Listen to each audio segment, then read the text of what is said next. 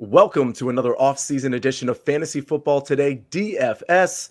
I am Sia Nejad at Sia Nejad, and I am continuing our off-season series highlighting DFS game theory and strategy. And I have a very special guest with me today. His name is Chris Towers. You know him quite well. You can find him at C Towers CBS. Chris, how are you today? Good, I'm good. I've been, mostly doing baseball stuff, but we're prepping for the fantasy football season. We've been working on the fantasy football magazine that's coming out in July, so I'm ready. I've got my rankings, got my projections. I'm all ready. Chris, that's the first magazine I look at when all of these the proliferation of magazines come out. The CBS is the one I look at. I know you're doing the newsletter as well, and I know you're Yep. doing baseball. So you're a super busy guy. Thank you for coming on, Chris. You may know. So we've been doing a lot of DFS game theory over the last month hmm or two in terms of how to go into the next season, how to capitalize. We've put a lot of really good content out there. TJ Hernandez has joined the show. Andrew Erickson, Josh Larkey, a bunch of others. We're going to continue to do some of that game theory in the future. But honestly, for the next few weeks, we also want to integrate some just player analysis and team analysis and things of that nature. So that's why we brought you here today to talk about maybe some undervalued guys in the DFS space. So what I'm talking about is maybe in the first 3 or 4 weeks of the NFL season, maybe these are guys that are flying just slightly under the radar. They still could be stars, but flying slightly under the radar or just completely under the radar, guys that maybe we can put in our DFS lineups that people won't be paying attention to in the early part of the season. How does that sound? I'm down with it. That's it's there's going to be a lot of overlap here between like sleepers and breakouts and Hmm. guys that we think are undervalued for season long as well. But there are some more interesting wrinkles when it comes to DFS with guys like, you know, I'll mention Ezekiel Elliott just to get him out of there because I think a lot of people are pretty down on him, and I think for good reason for season long. But as we saw last year and really the year before, he's been really good to start the last couple of seasons. And I think Hmm. the issue in 2020, he had that calf injury. Dak Prescott got hurt. It kind of tore the whole offense apart. And then last season, he was dealing with that. I think it was a MCL or PCL strain that he ended up playing through. But early on in the season, Ezekiel Elliott was quite good. I know there's a lot of will Tony Pollard end up taking over for him. I don't quite believe that's going to happen. If it didn't happen last season, I don't exactly know why it would happen this season. But that's one that I think it makes sense to fade Ezekiel Elliott for the season long game. But he was averaging over 100 all-purpose yards or total yards per game and 6 touchdowns in the first 5 games last season. So Ezekiel Elliott definitely seems like someone who could be undervalued early on. Yeah, I think he's a really classic example of what we're talking about. So you can call it sleeper, you can call it under the radar, you can call it undervalued, Yeah. whatever you want. The point is, these are guys where the perception doesn't necessarily meet reality. And I think Ezekiel Elliott's a really good example. Listen, I'm one of the guys that loves Tony Pollard too. Everybody listening, you guys probably love Tony Pollard too. You probably see that there's perhaps more burst, especially getting to the outside hmm than what Zeke has these days. But that's kind of the point, right? That means that people will be coming off of Ezekiel Elliott Yep. in situations where maybe if you're on him, you'll be one of the few and you can get leverage on the field. So actually, I really like that example quite a bit. And we can get to Zeke when we get to the running back portion of the show. We can maybe say a few more words about him. I figured, Chris, let's start with some quarterbacks. Now, the first guy I wanted to mention, and I would certainly want to get your opinion here, and he's not going to appear to be an under the radar guy. But the reason I'm mentioning him is because I think his value is even greater than people perceive. And that gentleman's name is Jalen Hurts. hmm I just can't get enough. Like, listen, we have a lot of high flying quarterbacks in this league. Like your Josh Allen's, Kyler Murray is a fantasy stud usually in the first half of the season. Pat Mahomes, like there's a lot of guys that can bump Jalen Hurts down week to week in the DFS space. But I gotta say, when you add AJ Brown and then you hmm add center Cam Jurgens, so this offensive line, which was already pretty good, is now really, really good. Arguably the top offensive line, certainly a top 5 offensive line in the league. You have Jalen Hurts, who really improved as a passer last year. He averaged 9 rushes per game. And by the way, in the back half of the season, he was dealing with an ankle sprain. So even with all of that, he still put up really great numbers. Chris, how you feeling about Jalen Hurts this season?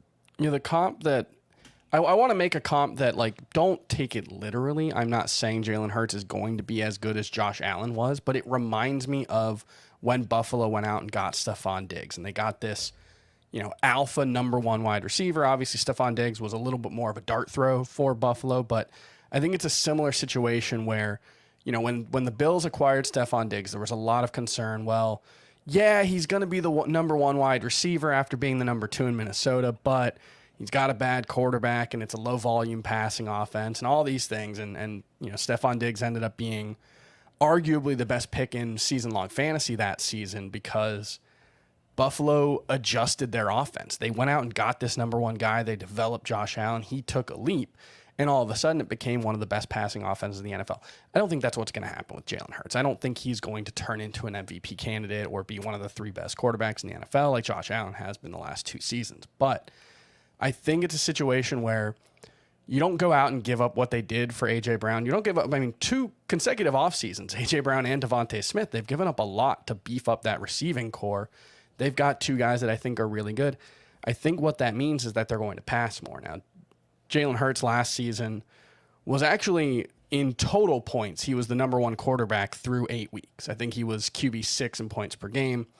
Then they became this really run-heavy team. He went from averaging 35 pass attempts per game in the first 8 weeks to, I think it was 23.8 after that, and he was averaging 19.3 PPR or points per game and 6 point per passing touchdown leagues. So, that change wasn't great. They became really conservative. I think they're going to go back to being not pass first or pass heavy, but rather than being the most run heavy team in the league, I think they'll be somewhere closer to the league median or the league average. I don't think they'll be, I don't think they'll pass 60% of the time, but it'll be closer to the league average. And so that'll mean more opportunities for Jalen Hurts to rack up big yards. A.J. Brown is the kind of wide receiver who he can burn a defense deep. He's really adept at that, but what really makes him special is he's got that like Terrell Owens thing where he's great down the field and with the ball in his hands after the catch. He can take a screen and go 60 yards for a touchdown. We've seen that from him all the time. He breaks tackles really well. So I just think it's such a perfect fit for Philadelphia. I think A.J. Brown, might be one of the 5 best wide receivers in the NFL in terms of not fantasy, just in terms of the kind of player he is. So I'm really excited about that. I think Jalen Hurts has number 1 overall QB upside, and he's not going to be priced like that. For sure. Yeah. And that's the thing. And we'll get to A.J. Brown probably a little bit later in the show, and I don't even know that we mentioned Dallas Goedert. So you combine the weapons with what we know is going to be a good amount of rushes per game. And for the record, Philly, they have their bye in, it looks like week 7. So let me just go over just the first 6 games: at Detroit, Minnesota, at Washington, Jacksonville, at Arizona, Dallas.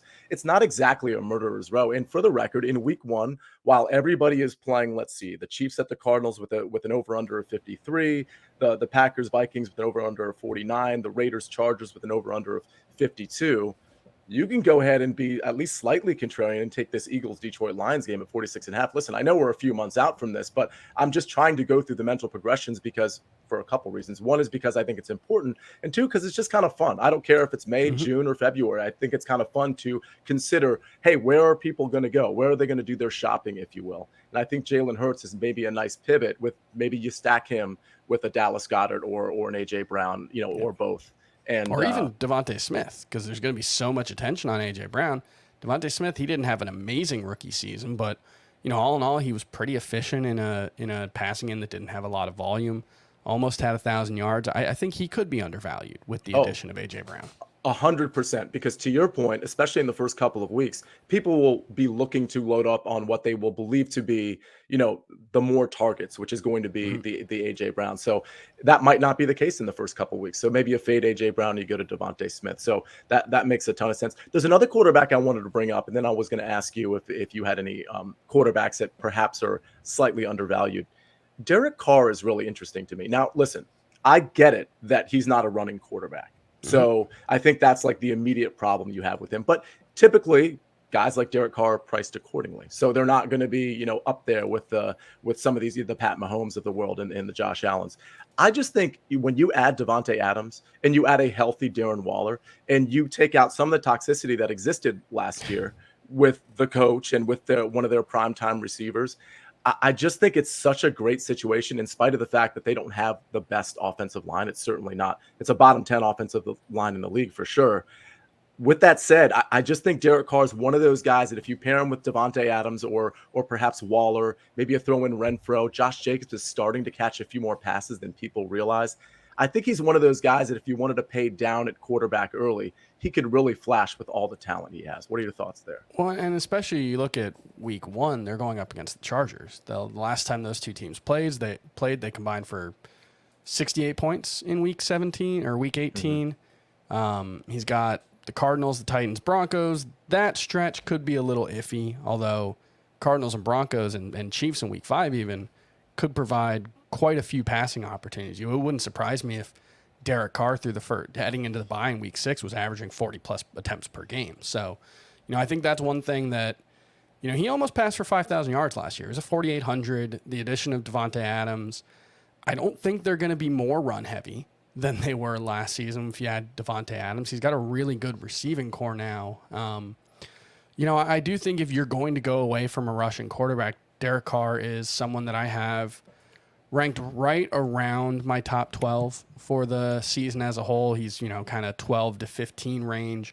If you're going to wait on quarterback, he's one of the guys that I do like. And, I think that's an interesting one. I think the problem's always going to be, like you mentioned, the lack of rushing ability. It hinders both the floor and the ceiling. But if you think that game between the Chargers and Raiders is going to be another shootout, 60-plus points, Derek Carr is going to have a good game. Right.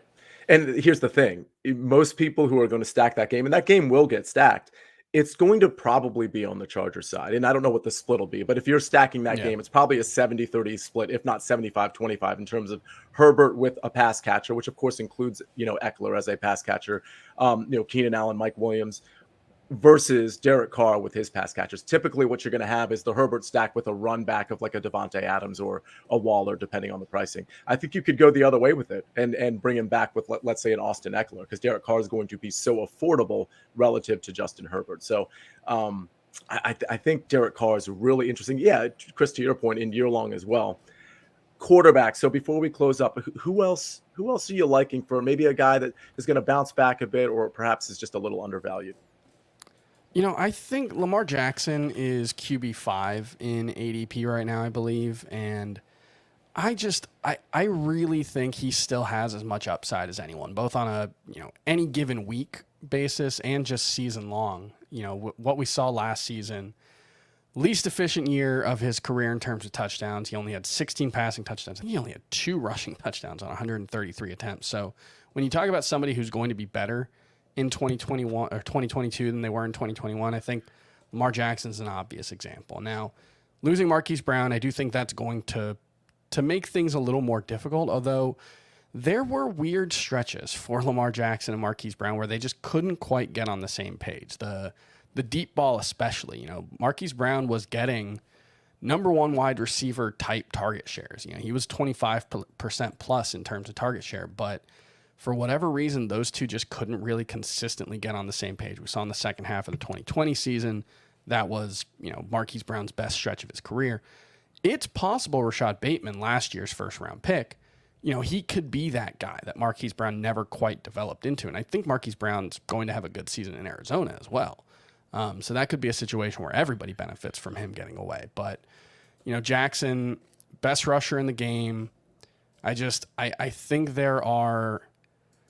he's going behind Joe Burrow in ADP, and I like Joe Burrow a lot. I think there's a lot to like about Joe Burrow, but I think Lamar Jackson is obviously a better fantasy option than Joe Burrow, unless you just think Joe Burrow is going to, they're going to be a top 5 pass attempts offense, and he's going to maintain the kind of outlier efficiency he had last year, which I don't necessarily expect. So Lamar Jackson, it also helps that he's got the Jets in week 1. Yeah. So, I think you could see another one of those. Remember that big breakout game he had in his first First game as the full-time starter, I think it was the start of the 2019 season. He was going up against Miami. He threw for 5 touchdowns on 15 attempts or something like that. Mm-hmm. You know, I don't think he's going to be that good, but Lamar Jackson going against the Jets seems like a pretty good situation to go in week 1.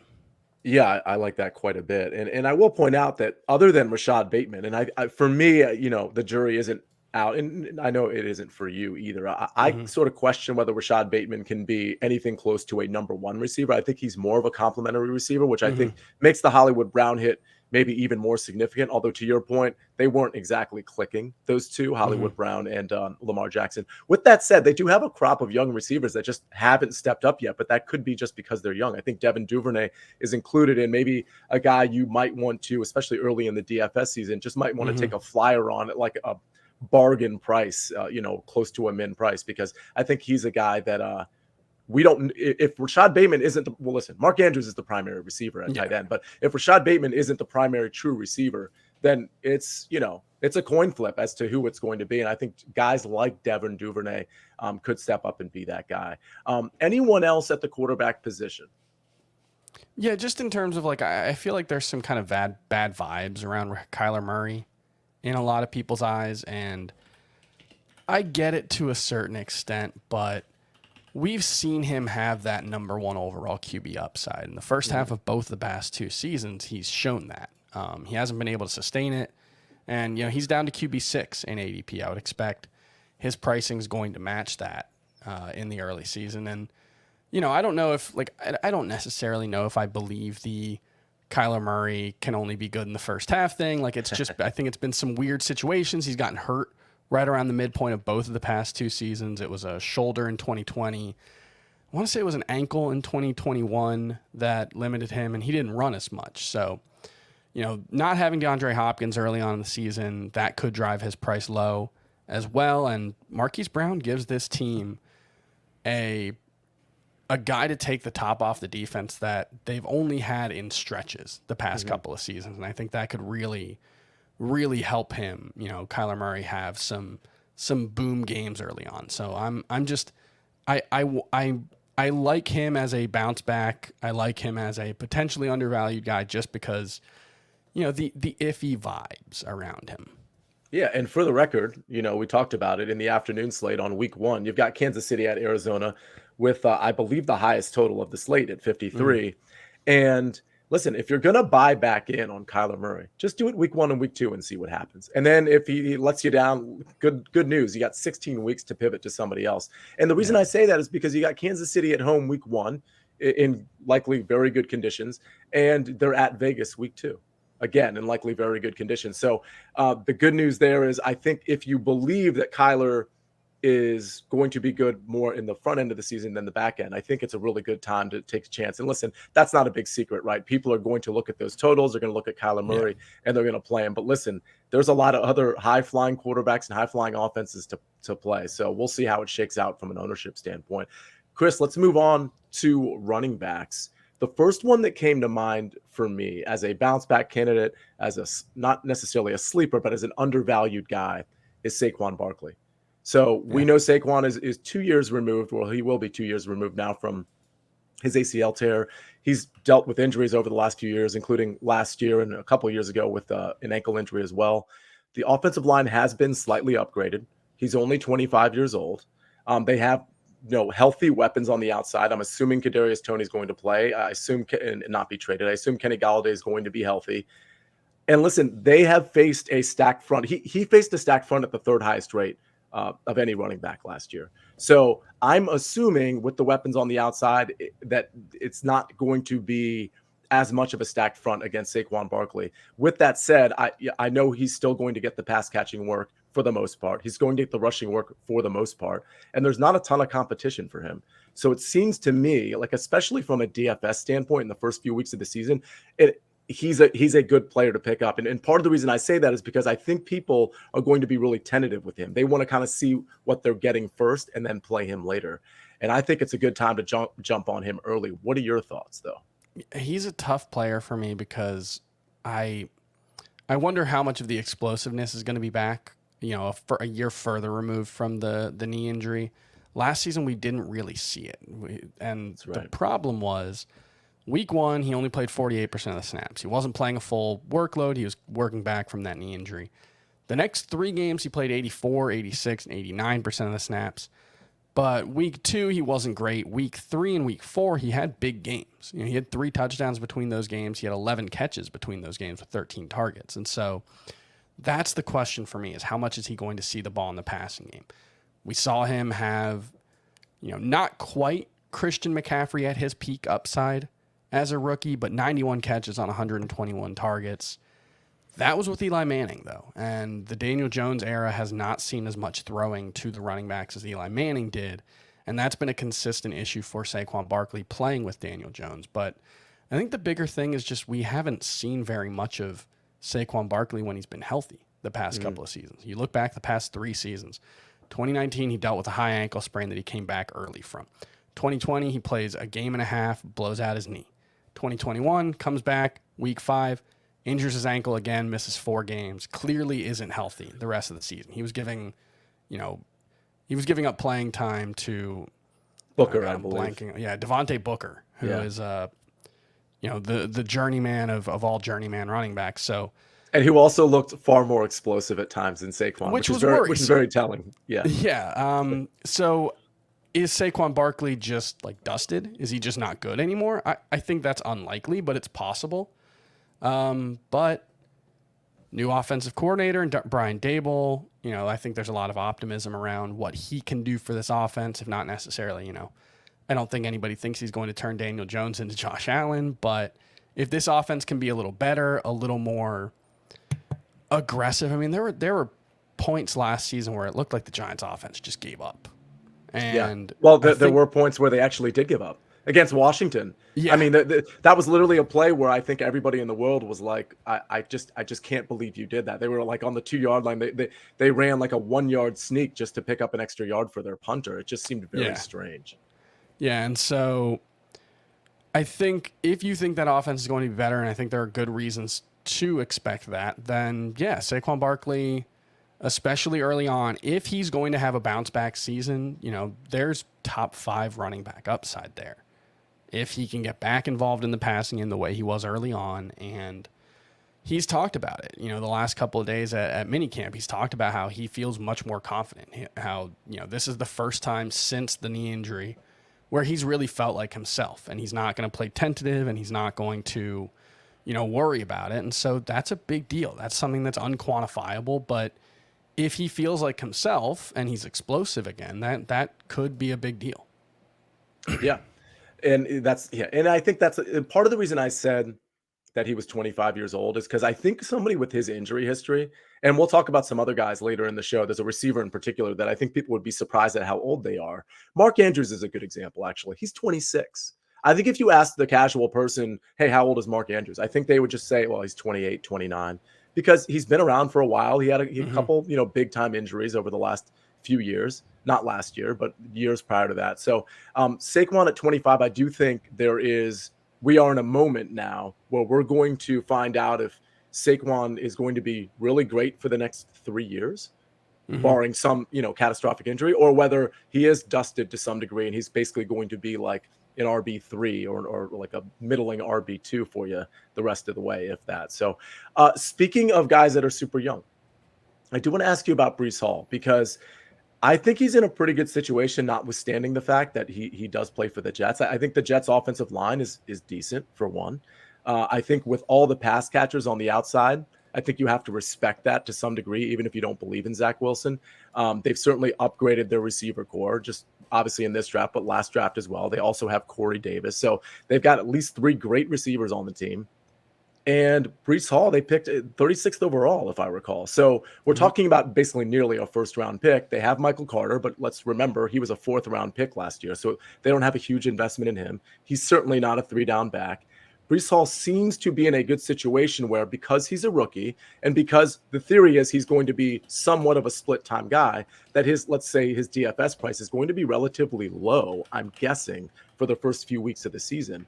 With that in mind, do you think he's a guy that can pop early? And I'll just, for the sake of letting you know, They do have to play Baltimore, like we discussed, week 1. They're at Cleveland week 2, and Cincinnati week 3, and then at Pittsburgh. So it's not exactly a great schedule for the Jets. With that said, if he's the primary back and he's going to be doing some pass catching, am I kind of out to lunch on this one, or does this sound decent for DFS purposes? I'm worried about the Jets just because I think Zach Wilson looked pretty overmatched as a rookie, and obviously, like that doesn't necessarily mean a guy can't turn things around. Jared Goff, Mitchell Trubisky, those guys took big second-year leaps, even if they obviously didn't turn into great players. They became competent in year 2, and that could be a situation with Zach Wilson where even if you're out on him overall, there could be room for him to improve enough.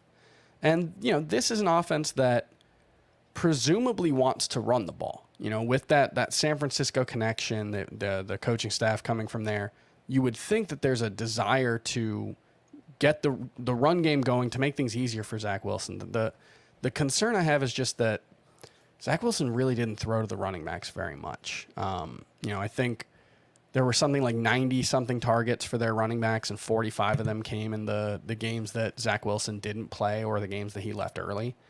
And so, if Breece Hall is going to be splitting some of that pass-catching work with Michael Carter, how much is there going to be? For the season-long projections, I've only got him projected, Breece Hall, for like 20 to 25 catches, and that's a really low number. That could be too low.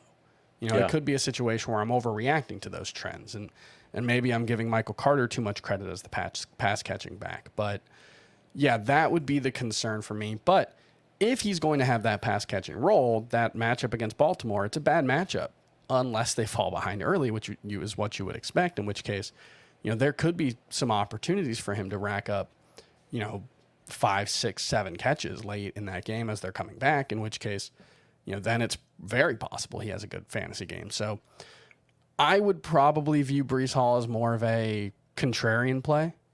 I'm personally not particularly excited about that offense. I think Zach Wilson, at least based on his rookie season, he's got a lot of growing to do. And I'm not sure I buy that he's going to do it in 1 year. But, it also depends on how much of a role Michael Carter has. And that's the thing that I'm struggling with.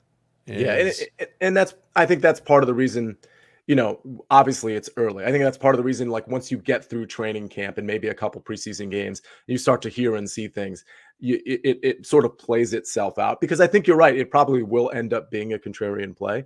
But I will say this, if it looks like he has the edge early over Michael Carter, which I'm like 90% sure that will be the case barring an injury, then I think what you're going to have is, like DraftKings, for example, pricing them similarly, where you'll get, for example, Michael Carter at like 4,700 as a DraftKings price, and Breece Hall at like 5,000. And if that's the case, then what you're really getting is you're probably getting like a 70-30 split, but the values aren't reflecting that in DraftKings. So I think it's an interesting contrarian play, even if the price is that low, because I think even if the price is that low for the alleged starting running back, I don't think a lot of people will want to play him, especially looking at the schedule. So it's just one of those interesting plays to kind of consider and throw in there. I'll tell you what, we're going to talk a few more running backs before we get to receivers and close up the show. But first, a word from our partners. And we're back with Chris Towers on Fantasy Football Today DFS. A few more running backs to tackle before, no pun intended, before we get to talking about some undervalued receivers. So the next 3 names, or 3 or 4 names I have for you, and we can go through this relatively quick. And I want to ask some of your names that you have too at the running back position. But David Montgomery is one of them. It's a bad offensive line. It's a bad team. So I get that part, but I think that's part of the reason David Montgomery is historically undervalued. I'll mention he's in a contract year. He's only 24 years old. He's going to get the lion's share of the work. I mean, he doesn't have competition, essentially. And he's getting around 4 targets a game. That's what he got last year. It wouldn't shock me if that ticks up just a bit. With all that said, I think he gets relatively ignored. Is he a guy that you could potentially take a chance on early in the DFS season? Yeah, I don't know. I think his value in, ADP right now, he's going as RB. Oh, he's lower than I thought. He's RB 20. I mean, the last 2 seasons, he's definitely outperformed that. So, Yeah, I thought he was getting more credit for that than that, but yeah, he's going behind Josh Jacobs and James Conner and Breece Hall and Antonio Gibson, all guys who, you know, David Montgomery, the two guys who have played at least, David Montgomery's outscored the past couple of seasons. So I do think that might be a better call. And this could be a situation where, you know, this offense is just a lot better than we expected. I don't know. You know, we don't know what to expect from Luke Getsy. He was the passing game coordinator and quarterbacks coach for the Packers. He's the offensive coordinator for the Bears now. You know, I'm not sure exactly what to make of that because Justin Fields is a very different quarterback than Aaron Rodgers, but presumably what we're going to see more from the Bears this season, at least I'm hoping, is taking advantage of Justin Fields' rushing ability, not just like Matt Nagy seemingly was very begrudging about using his quarterbacks in the running game. You know, the best we saw from Mitchell Trubisky over his career was when he was running in that 2018 season, I believe it was. But Justin Fields last season, it was a lot of like naked bootlegs or just straight QB draws. There was very little read option going on in that offense. And that seems like a waste of Justin Fields' abilities. And then read option quarterbacks historically make their running backs more efficient because it makes the defense have to account for the running back or the running QB, and it creates more opportunities for the running back. So David Montgomery, someone who's been more of a volume over efficiency guy, he could be more efficient this season if they use Justin Fields that way. And yeah, you know, I think that's an okay call. I think David Montgomery, I'm surprised. I guess I hadn't looked at his price. I've got him as RB13 for the season. And he's RB20 in ADP. But see, Chris, that's the thing is like a lot of these names aren't sexy. Like David Montgomery's name will never be sexy. He doesn't have the running style to be sexy. He's not on the team to be sexy. And that's why he's undervalued. The next guy, and by the way, I have an RG3 helmet right behind me. And it just reminds me, because you said about the read option, RG3 and Alfred Morris. I mean, RG3 in that scheme, and that was really more Kyle Shanahan than anything else. But listen, Alfred Morris was not a talented guy coming out of FAU. I think it was a 6th round pick. And he would tell you himself he's not a super talented guy. But the point is, he was kind of a monster RG3's rookie year because of that scheme. And to your point, I think, you know, being a little bit more creative with Justin Fields would pay off, not just for Justin Fields and the Chicago Bears, but also for David Montgomery. Another slightly unsexy name, Chris, Josh Jacobs. So listen, he didn't get his 5th-year option picked up. I think that's probably a good thing in terms of his usage because the Vegas Raiders can, you know, kind of run him into the ground knowing that they're probably not re-signing him. I think Josh Jacobs is also working for a contract, so that's a benefit. You know, that's something in his favor. From week 10 forward, he saw 5 targets per game. Again, only 24 years old and not competing with a ton of guys in terms of being the primary running back. Zamir White they drafted. They got Kenyon Drake. Any love for Josh Jacobs before I ask you about maybe some running backs that you like? Yeah, I think Jacobs is definitely someone who probably doesn't get the credit that he deserves from the fantasy community. He was a little, you know, early on in his career, he was someone who got, 1, the first round draft capital, 2, you know, he just had that huge workload as a rusher, 1150 yards as a rookie. Things haven't been quite as good for him over the past couple of years. But like you said, the passing game role did start to evolve, and that's what he had been missing for fantasy prior to that. The one concern I would have, I guess, would be that Kenyon Drake, I think, missed the final 5 games of the season. Although Jacobs, he averaged 3.8 targets per game in those 5 games. So it's not like that was all just when Drake was out. It comes down, I think, to the passing game role. If you think that's going to be a good offense, if you think that's going to be an offense that puts up a lot of points, that's a good thing for Josh Jacobs. But the presence of Devontae Adams probably means that they're going to throw the ball more near the goal line than they have in the past. That's a good point. That's a really good point. There could be fewer touchdown opportunities for Josh Jacobs. And, you know, he's had a lot of games where touchdowns have saved him. He's 21 touchdowns over the past 2 seasons without a lot of, 100-yard games or 5-catch games. So if the passing game role that he saw late in the season is something that you can count on moving forward, then I do think there's room for Josh Jacobs to be better than people expect. I'm a little iffy on it. For me, he's RB19 in my rankings, so I've got him right where his ADP is, and I think that's probably right where the consensus rank's going to be. But you know, that early season Chargers game, there could be a lot of points there as well. And I think he had a really good game against the Chargers. And 132 yards and a touchdown in week 18 against the Chargers. So, he wasn't good against them early in the season, but that was coming off an injury. So I think you can kind of give him a little bit of the benefit of the doubt there. Yeah, and again, only 24 years old, can probably handle the tough workload that he's likely to get this season. Let me ask you, so I know before the show we discussed Saquon Barkley. We went over him just a few minutes ago. You opened the show talking about Ezekiel Elliott as a classic, great example, frankly, of a guy that's probably going to go into the season undervalued. Any other running backs that you deem maybe undervalued or underappreciated or, in that sleeper ilk? Yeah, I'll say two. One of them I didn't include, but that would be Leonard Fournette. Just the first time I did my rankings or my projections for this season, he was RB6 for me. And it just comes down to that passing game role that he had last season. Chris Godwin may not be ready for week 1. Rob Gronkowski hasn't re-signed. We don't know what's going on there. This could be a team that has to lean on Leonard Fournette as a pass catcher. Yet again, I think he led all running backs in pass and catches last season. It wasn't a huge number because, Christian McCaffrey wasn't there. That kind of skews the leaderboard a little bit. But Fournette, I think, could be undervalued both in season long, where he's RB15, and in DFS. And I'll go ahead and say James Conner, who's RB18 in ADP right now. I've got him as RB12 for the season. And what we saw from him last season was, one, it took him a long time to get the passing game role. Chase Edmonds was just the pass catching back for the Cardinals early on. James Conner's been a more efficient pass catcher for his career than Chase Edmonds. I don't think he has that kind of.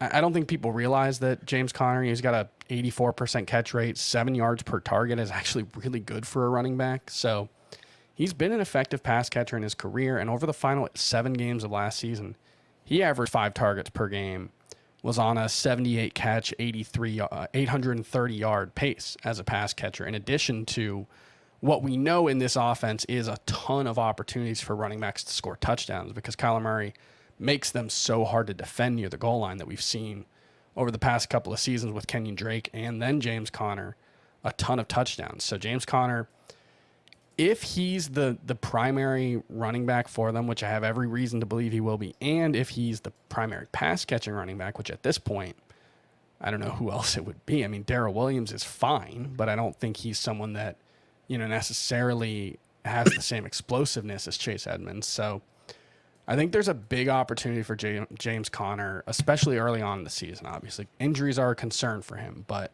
early on in the season, he could be someone who's really undervalued. You brought up Leonard Fournette, and I absolutely love him. And I like your call on James Conner too. But let me just ask you one question, and it'll only require like one answer before we move on to talking about a few receivers. Who has more carries? Because when you brought up Leonard Fournette, it made me think of Ronald Jones. Who has more carries for the Kansas City Chiefs this coming year? Is it Ronald Jones or is it Clyde Edwards-Helaire? I think Jones is the better runner of the two. So I'm going to say him. I think Edwards-Helaire, might have more juice in the passing game. Bruce Arians certainly would think so, given how little he wanted to use Ronald Jones in that role. But yeah, I think Ronald Jones is a really good runner. So he could be a sneaky good play in Kansas City. Yeah, I think he is a potentially lottery ticket in redraft leagues and honestly in DFS as well. Okay, so let's talk about a few receivers. You mentioned Tom Brady, so I can't get away from this guy. Russell Gage just joined Tom Brady and company. He just signed a 3-year, $30 million deal. Quite a bit of money, so it's not like he's just some guy walking onto the roster. You mentioned earlier in the show, Chris Godwin is injured, and he likely, my guess is he's not ready week 1. I'm not a doctor. I'm not keeping up with the reports, but it's a pretty significant injury. I would imagine, he has some walkthroughs as we lead up to the season and, rehabs up to week 1 and probably isn't seeing the field until I'm just ballparking it, week 3, week 4. Even still, Russell Gage is going to be a big time target with Chris Godwin out or even with Chris Godwin in, especially if Rob Gronkowski isn't on this team. But my point is, I think it's a really good opportunity for Russell Gage. I'm talking again in the context of daily fantasy, in the context of DraftKings. You have Godwin out potentially in the first few games of the season. You got Mike Evans and you got Russell Gage. Now, he's not going to be super sneaky. I think people will be on him, but I do think he's going to be a tremendous value. What say you on Russell Gage? Yeah, first on the Godwin thing, we did in the first handful of mock drafts that we did as a CBS fantasy team, he was going like third round in those drafts. And I think his ADP settled around the fourth or fifth round, like right around the 4-5 turn. And I don't know, he suffered his torn ACL on December 19th. Right. That would put him 9 months away, 9 months removed from that injury, not the surgery, but the injury by week 1, actually less than 9 months. The average return to play time for a wide receiver in the NFL coming back from a torn ACL is between 10 and 11 months. We saw Odell Beckham. He wasn't ready for the start of last season. It really took him a while to get to 100%, and he suffered his injury 2 months before Chris Godwin did in the context of the NFL calendar. So, like you said, I'd be surprised if Chris Godwin was ready for week 1. And Russell Gage, I was stunned at how good he was last season for the Falcons. His first handful of seasons in the NFL, I thought he was just the definition of just a guy. He averaged 6.7 yards per target over his first 3 seasons. All of a sudden last season, Calvin Ridley's gone. And Russell Gage is like going up in the there was one touchdown where he like mossed somebody in the end zone. I didn't know that was something he could do. So I think he's a good fit in Tampa. I think the absence of Chris Godwin is going to create a lot of opportunities. And this was a team that threw the ball 700 times last year. They're going to be a high volume pass offense. And yeah, I think there's a lot of opportunity for Russell Gage to potentially be a wide receiver too, at least for the first month or two of the season. He's my wide receiver 36. His ADP is wide receiver 47 in NFC drafts. So I think he's just undervalued. Yeah, overall, and I think, let alone taking into account the fact that he likely has some nice upside early in the season.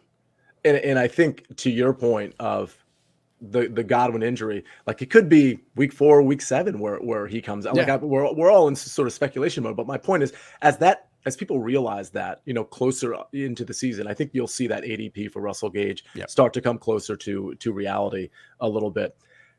Brandin Cooks is another guy. Oh, by the way, they were number 1, not just in pass attempts, completions, passing yards like this. Yeah. They're going to chuck it around. So I think Russell Gage is going to be quite the beneficiary of that. Brandin Cooks is another guy. Listen, he's not sneaky per se, but he is the ultimate. Chris, I don't know if you're old enough to get the Rodney Dangerfield reference. You are, Sure, right? Yeah. No respect. Like he is a guy that just gets no respect. And I think part of it is people are afraid, especially in redraft leagues, to draft him because he had that concussion history dating back, 3 or 4 years ago. But listen, this guy in 6 out of the last 7 seasons, or I think it's 6 of his 7 seasons, he's eclipsed 1,000 yards. And if you're worried about Davis Mills, well, Davis Mills and Brandin Cooks, they're cooking all day. I mean, he's got an average of over 9 targets with Davis Mills. And frankly, I don't think Davis Mills is that bad of a quarterback. He's only 28 years old. I think that would surprise some people. I think most people think he's on the wrong side of 30. They don't really have a great number 2 threat as far as receivers are concerned. Nico Collins, a couple other guys that are just don't have much by way of experience or talent. So to me, Brandin Cooks is always a guy that's priced properly, but he's not rostered properly. So I think he's another guy that's going to be in DFS undervalued. Your thoughts on Brandin Cooks? Yeah, he is. I think he's probably been there. There was a period in fantasy baseball where like David Ortiz was just undervalued for like 7 years in a row. And it's because he was old. And everybody was just like, well, this is going to be the year that he falls off. And it's not quite the same with Brandin Cooks, but he's just been perpetually undervalued in a way that I don't think is quite fair. The concussions, the fact that he's rarely the number 1 guy on his own team, although he is with Houston.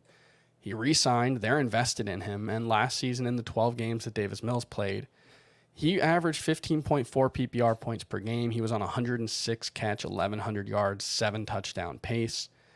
I don't think Davis Mills is anything special. I think he's probably like generously the 23rd best quarterback in the NFL. But that's fair. Brandin Cooks was successful with him last season, so it's not like it's some unknown.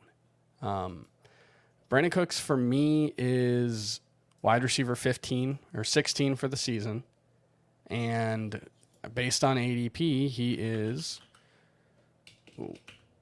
27. That is just so disrespectful. Like Brandin Cooks, look, I get that Jerry Jeudy has upside, and And Amon-Ra St. Brown was great in the second half last season, but I can't wrap my mind around Brandin Cooks being wide receiver 27. He's going to be one of the most profitable wide receivers in fantasy yet again for probably the fifth time in the last 6 years. The one exception being that year he missed a bunch of time due to the concussion. But other than that, he's just, I think he's consistently undervalued and underappreciated.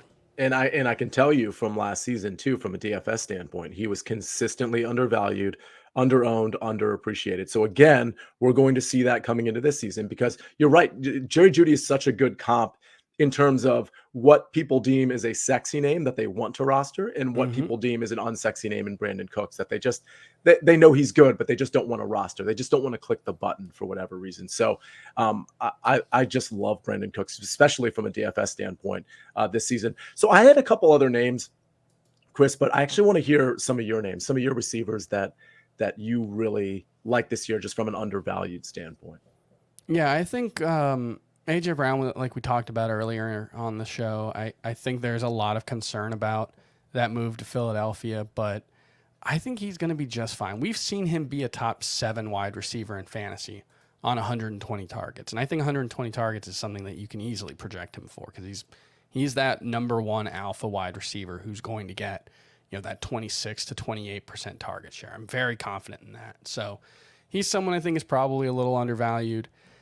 Amari Cooper, I'm struggling with. When it looked like Deshaun Watson was going to play, well, I guess we don't really know one way or the other, but it does seem in recent weeks, given what we've learned, that it seems more likely Deshaun Watson is facing a lengthy suspension than it might have seemed earlier. So I'm struggling with that with Amari Cooper because I think he could be a top 12 wide receiver.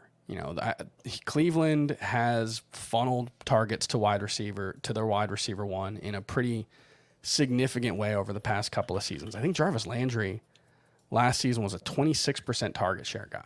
He didn't do a ton with those targets, but if Amari Cooper is getting 26, 28%, I mean, if Jarvis Landry is getting 26, I would guess Amari Cooper is going to get 28% target share.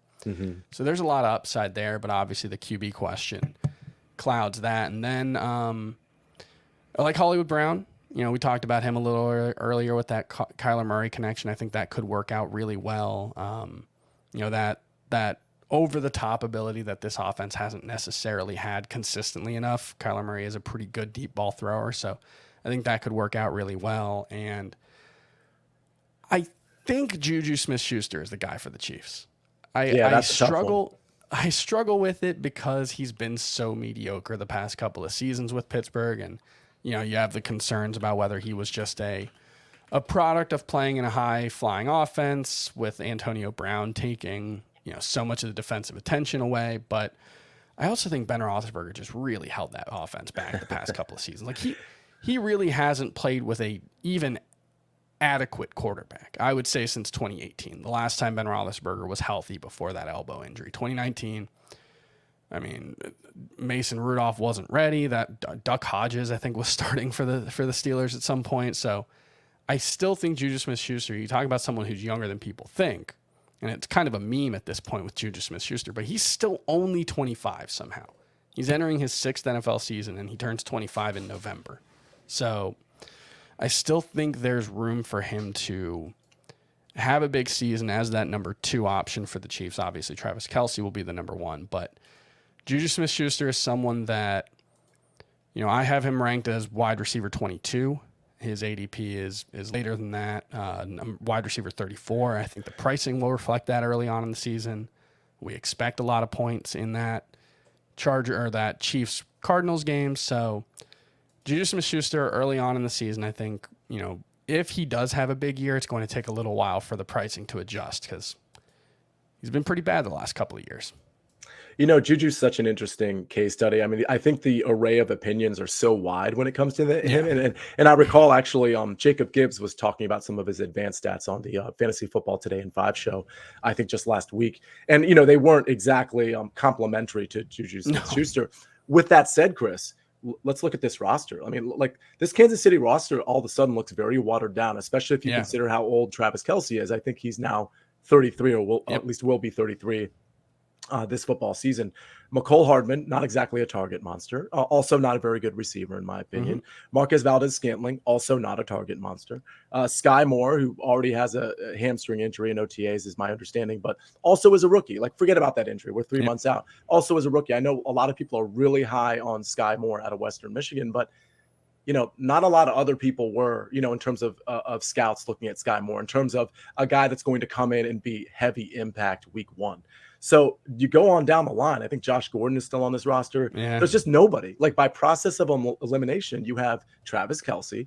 And to me, you have Juju Smith-Schuster, and then you literally have everybody else. And okay, yeah, Sky Moore might step up early, but I kind of agree with you. I think in terms of having a reliable receiver for Patrick Mahomes, I think Juju has to be the guy by process of elimination.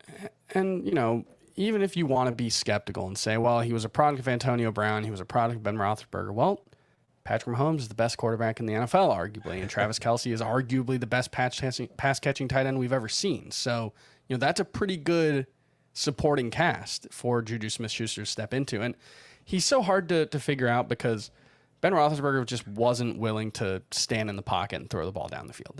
He just wasn't willing to do that the past couple of seasons. I think it hurt Deontay Johnson's efficiency. It hurt Chase Claypool's upside. And Juju,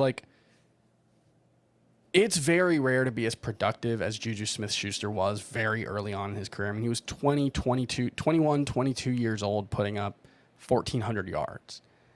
It's really hard to fluke your way into that, even with, Antonio Brown taking so much defensive attention. So I think, if you're looking for either season long or early season DFS, Sky Moore is probably the guy who you can get super, super cheap or super late in your draft, who has that huge upside, who could be really profitable. But, Juju Smith-Schuster at wide receiver 34 or, whatever his price ends up being, probably not very much. I do think there's still quite a lot of room for Juju Smith-Schuster to be profitable, even if I don't think he's going to be a 1,300-yard guy. I'm not even sure I expect him to be a 1,000-yard guy, but 80 catches, 950 yards, and 7 or 8 touchdowns in Patrick Mahomes' offense is entirely within the realm of possibility. Absolutely. Chris, before we let you go, and by the way, thanks again. I know how busy you are. You're doing football stuff, but you're also doing baseball stuff. It's completely double duty with you. What are you doing right now that we can see from you on the football end, and just let us know what you're doing with baseball right now too. Yeah, doing Fantasy Baseball Today podcast 5 days a week. Well, more like 4 days a week for me with Frank Stamfel and Scott White. You guys all know Frank. Mm-hmm. And on the football side, Fantasy Football Today newsletter is my primary responsibility. CBSSports.com/newsletters is where you can sign up for that. Still producing it in the off season, trying to send out at least once per week, updating on mini camps, we did bold predictions last week from the whole FFT staff. I did my rankings a couple weeks ago. So a lot of good stuff there. And then once we get into really starting in July, FFT newsletter is going to be in your inbox 5 days a week with all the latest news, all the latest analysis, unique content that you can't get anywhere else from the Fantasy Football Today team and myself. So definitely make sure you sign up for that. CBSSports.com/newsletters. And I know you're already putting out some football content on your Twitter, which if you're not already following Chris Towers, A, what are you doing? And B, just go ahead and type in C Towers CBS and you'll find Chris on Twitter. That's our show for today. Chris, I really appreciate you joining us. We're going to have another show next week. Actually, Jared Smola is going to join us. We're going to talk about some fresh faces in new places. That's going to be a really interesting show, and I'm sure we're going to touch on Juju Smith-Schuster in that one as well. Thanks for joining us, and we will see you on Fantasy Football Today DFS next week. See you later.